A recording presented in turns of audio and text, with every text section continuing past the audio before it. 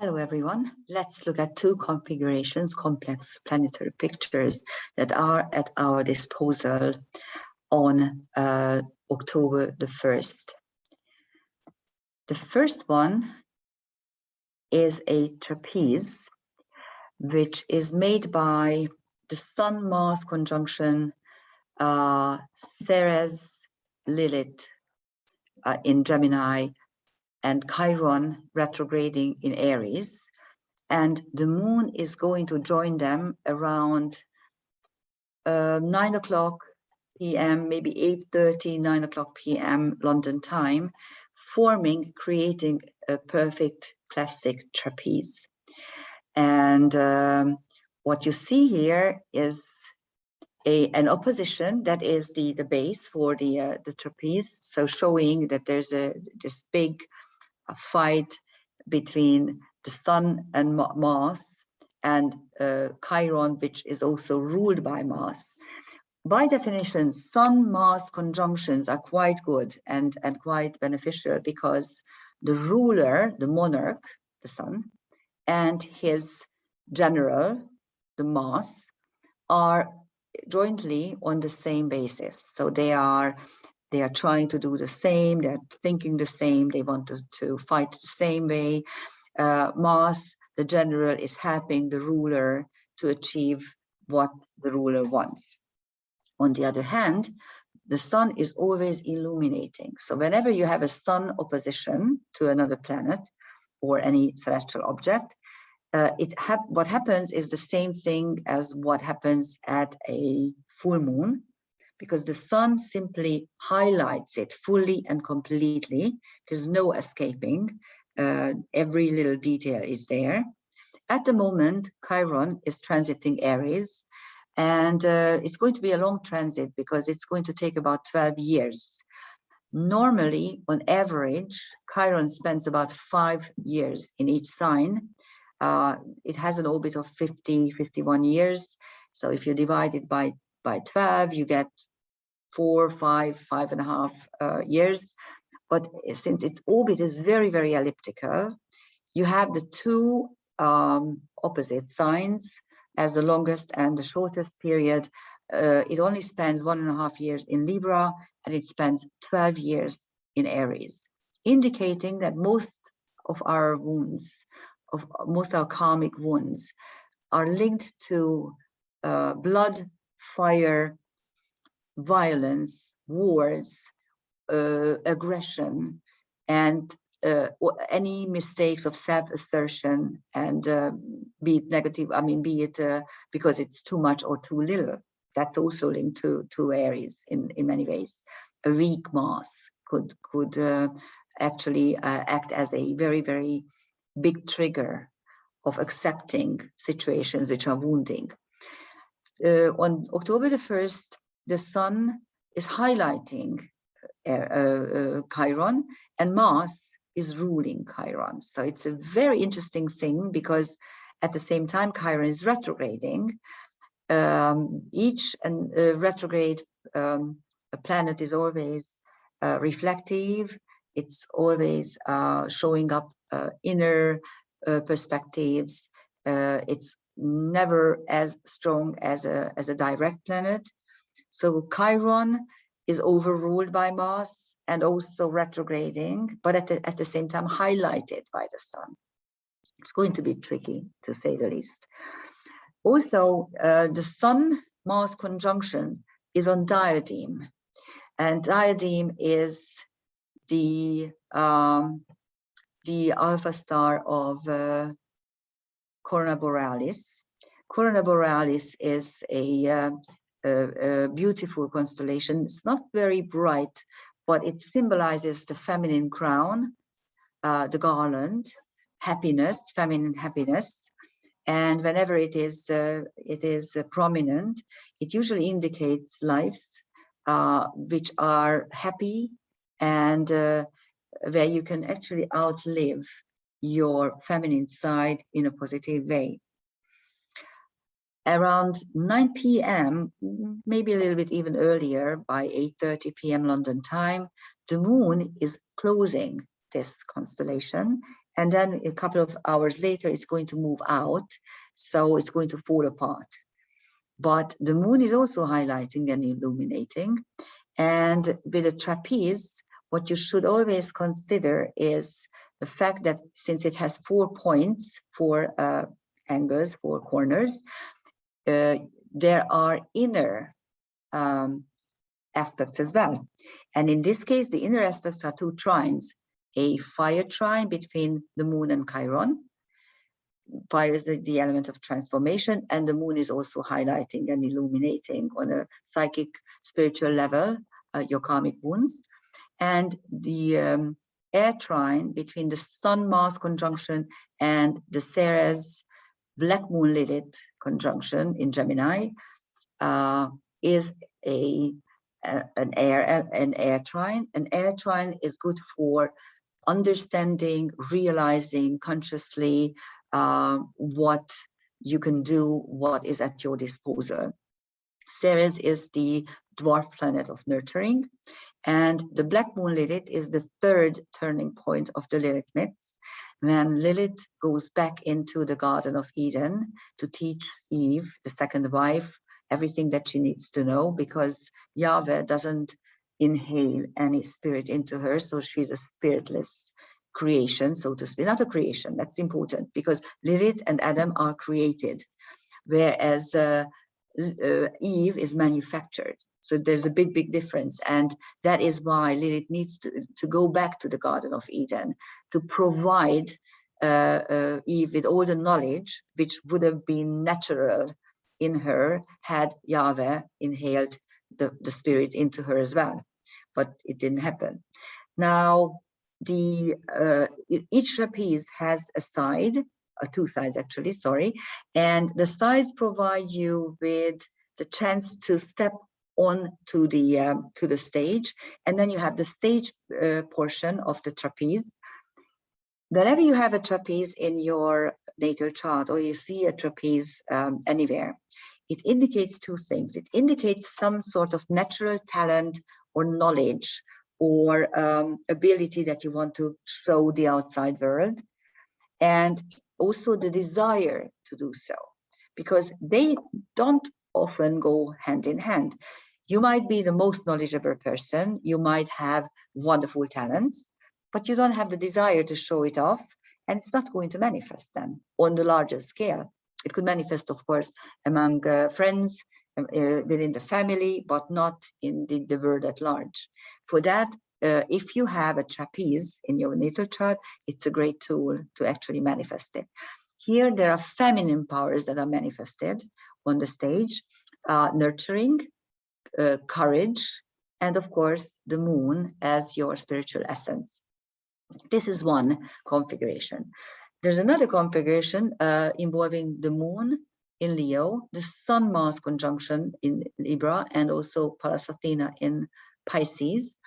And this is a yod, a finger of fate, at the apex of which is the retrograde Pallas Athena, the wise girl, the single woman who doesn't want to get married, who doesn't want to have any children, who is wise and competent and strong and you know, everything you can say when you are willing to stand alone in your life and you don't need anyone to support you.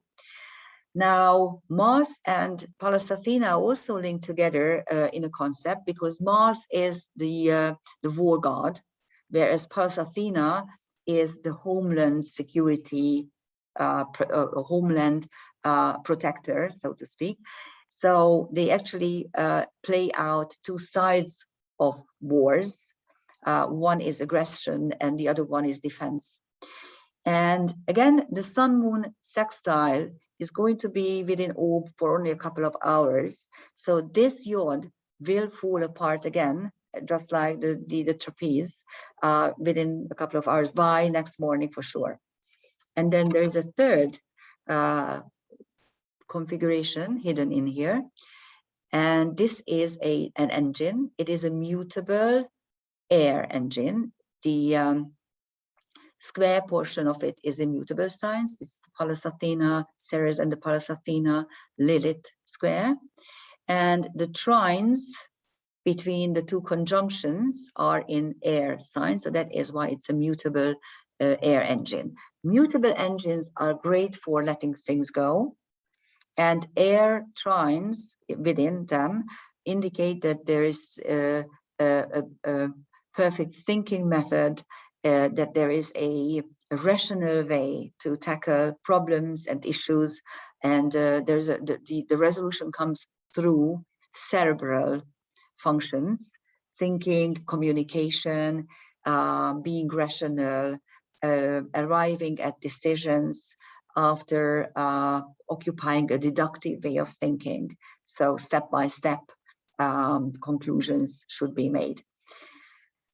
That's it for one, and I need to find you the other configuration, which for some reason I didn't put out. I don't know why, but it's also interesting because it actually describes the planets and celestial objects around 24, 25 degrees.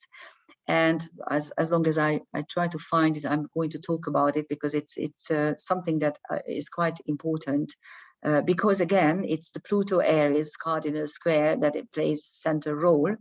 But Mercury retrograde is again reaching the place where it was maybe a week ago. You may remember that it was actually the position where we wanted to be, and there was that was a cardinal T square, and now Mercury is revisiting it. I think it's right here.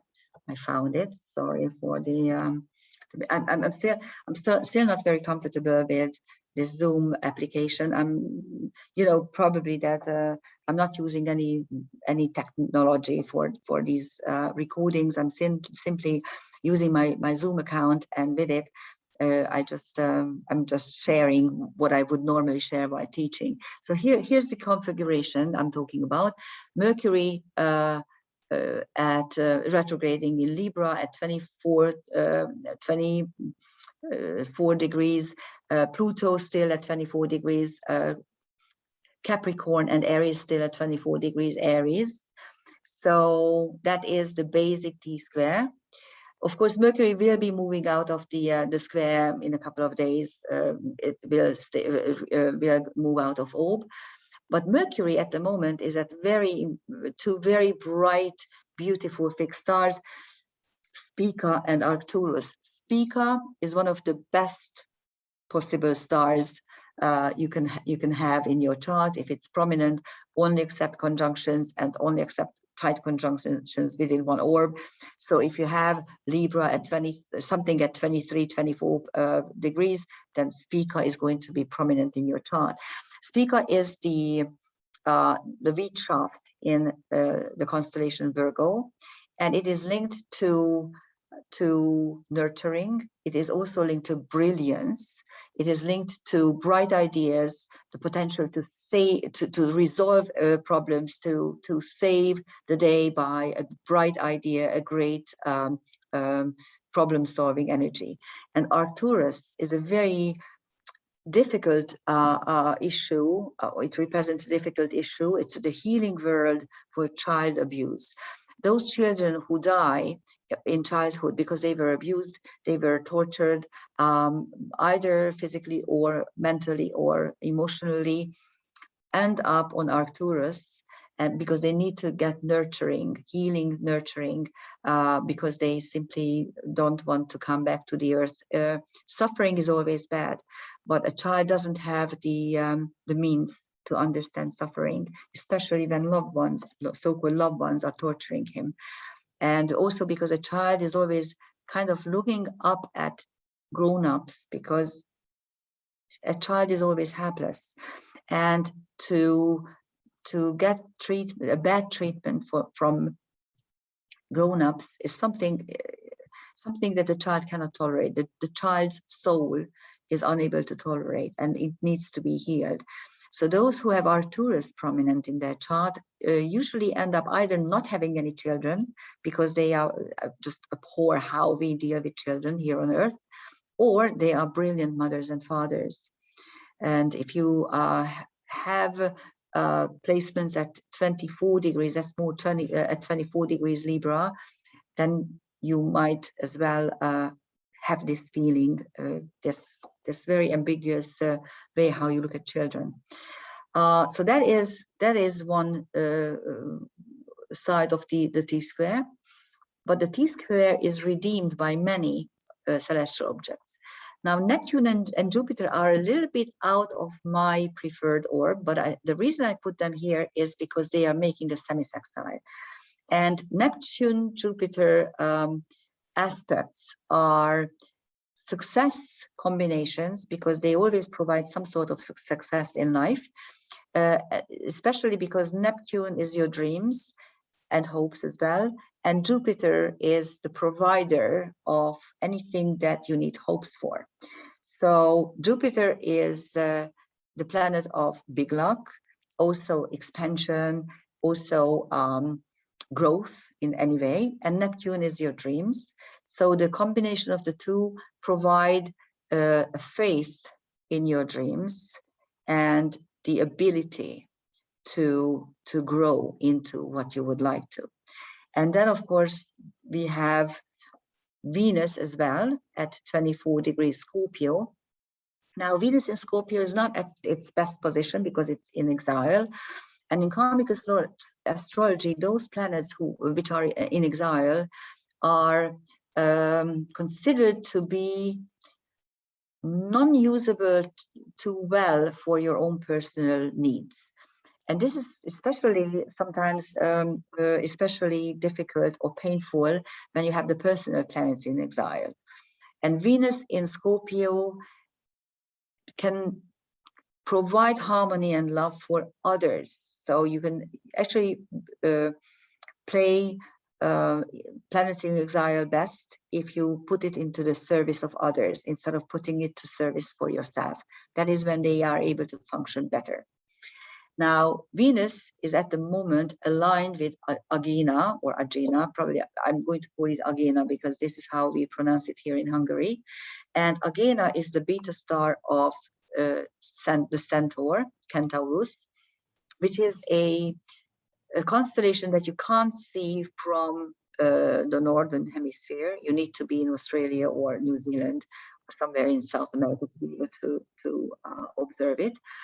And it is, of course, Chiron, who came to, who ended up in the sky because you may remember the myth.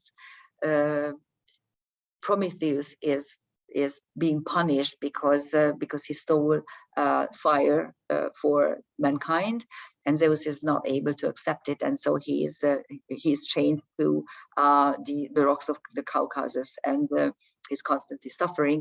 And then Hercules, who caused Chiron's uncurable wound because he accidentally got hurt by an arrow which was previously infused in the blood of the Hydra, which is a deadly poison.